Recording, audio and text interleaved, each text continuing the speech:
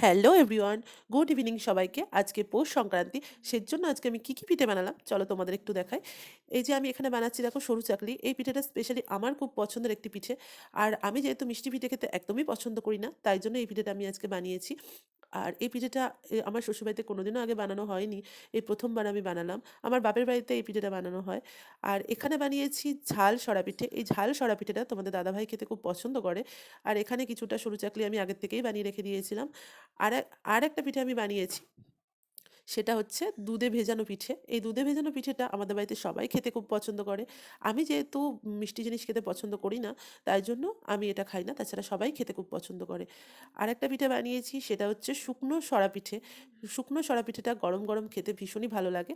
এটা তুমি মাংস দিয়েও খেতে পারো, গুড় দিয়ে খেতে পারো, আবার তরকারি দিয়েও খেতে পারো। যে যেরকম খুশি সে সেরকমভাবে খায়। খুব ভালো লাগে এই পিঠেটা। তো বন্ধুরা, আমি তো এই ৪ রকমের পিঠে বানিয়েছি। তো এই আমার পিঠে দেখে তোমাদের কেমন লাগলো অবশ্যই কমেন্ট করে জানিও। আর তোমরা কী, কী পিঠে বানালে সেটাও অবশ্যই কমেন্ট করো। এই যে কালকের ঘাটি গুড় সেটা দিয়ে আজকে আমরা এই পিঠেটা খাবো।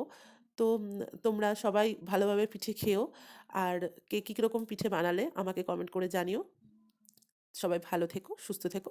সব্বাইকে শুভরাত্রি।